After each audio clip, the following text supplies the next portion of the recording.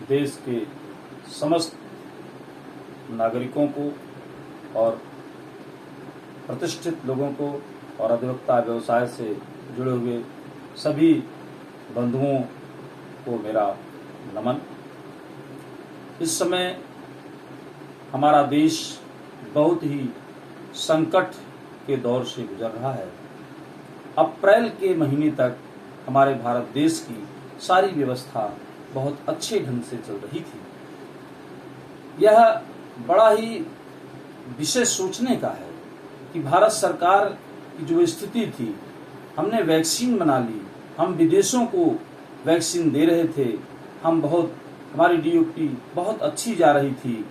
विदेशियों को, पड़ोसी देशों को यह बात अच्छी नहीं लगी और विदेशियों ने क्या किया कि हमारे देश के जो विरोधी नेता हैं, जो विपक्ष के नेता हैं, उन लोगों के साथ मिलकर के एक योजना बनाई और योजना बनाने के साथ साथ लोगों ने हमारे विपक्षी देश के नेताओं को अपने साथ मिला लिया, क्योंकि भारत देश की सरकार जो इस समय कार्य कर रही है, मोदी जी की सरकार, वैसा कार्य अगर करती रही तो भारत एक दिन विश्व गुरु बन जाएगा। आज के इतिहास इस बात का प्रमाण है कि कांग्रेस के शासनकाल में 70 वर्षों तक लगभग इन्होंने राज्य करने की जो बात कही जाती है वो 70 वर्ष नहीं है, 60 वर्ष तक इन्होंने राज्य किया हमारे देश में। और इन्होंने दिया क्या? हमारे देश को अस्पताल क्या दिए, एम्स कितने दिए, और मोदी सरकार ने एम्स भी खुलवाए, 14 एम्स खुलवाए। और जो आज स्थिति थी कि हम सभी क्षेत्रों में अपनी स्थिति को हमने सुदृढ़ कर लिया।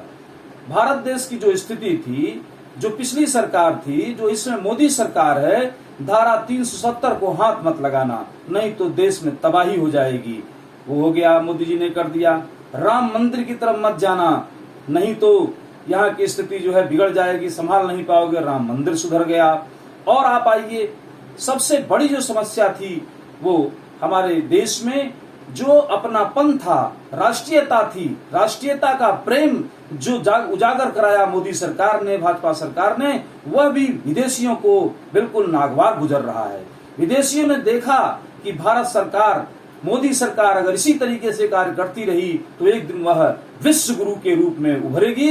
इसलिए सभी देश के जो हरामखोर नेता हैं, जो हमारे पार्टियों के जो हरामखोर नेता हैं, विपक्ष के जो नेता हैं, जो कुछ कर नहीं सकते हैं, आए दिन कुछ न कुछ हरामखोरी किया करते हैं, कुछ न कुछ कभी बोलेंगे कि उन्होंने संसद भवन बना दिया, उन्होंने यहाँ पैसा खर्च कर दिया। वो ये कभी नहीं बताते हैं कि इस भारत सरकार ने क्या क्या काम किया। आप सबको इस समय जानने की आवश्यकता है कि भारत सरकार ने कार्य क्या क्या किया है। भारत सरकार ने जो कार्य किया है वो सराहनीय कार्य है। यह अप्रैल तक दिखाई पड़ता रहा, लेकिन इन विरोधी नेताओं ने उन आक्रांताओं के साथ मिलकर के जिस तरीके से हमारा भारत देश गुलाम हुआ था, फिर भारत को गुलामी की तरफ ले जाने की योजना बना करके इन लोगों ने क्या किया?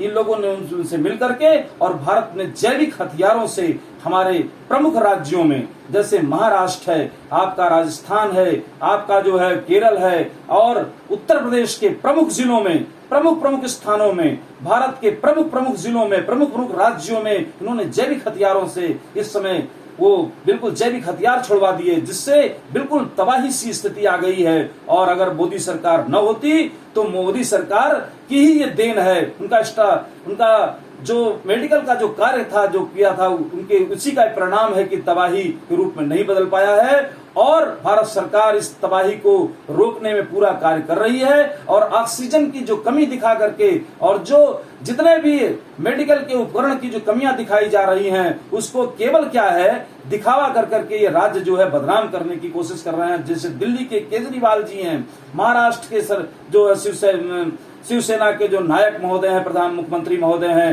ये सारे लोग, आप आइए पश्चिम बंगाल की मुख्यमंत्री महोदया जो है, इस समय भी उनकी स्थिति देखिए कि क्या वो कर रही हैं। देश को ये सारे राज्य जो है मिलकर के टुकड़ों में बांटने पर आमादा हैं। इसलिए आप सबसे मेरी विनती है कि इस विषम परिस्थिति में हम सब लोगों का ये परम धर्म है कि माननीय मोदी जी का जो राष्ट्र प्रेम हम लोगों को उजागर कराया गया है, उस राष्ट्र प्रेम को मिलाते हुए, करते हुए, राष्ट्र प्रेम को निभाते हुए सभी को इस जो है महामारी से लड़ना है और बचना है। और इसका केवल इलाज इसी समय केवल यह है कि आप वैक्सीन लगवाइए और जो है 2 गज की दूरी रखिए, मास्क पहनिए, स्वस्थ रखिए, अच्छा भोजन करिए और अपने आसपास के लोगों, अपने परिवार के लोगों को सुरक्षित रखने के लिए सारी जितनी भी अच्छी योजनाएं हैं उसका पालन करिए। और ये काल अब जल्दी ही खत्म होने वाला है। और सबसे हमारी प्रार्थना है कि इस जो आक्रांताओं ने जो हमारे देश में जैविक हथियार से हमला किया है, उस हमला को हमें बचने के लिए स्वयं सभी को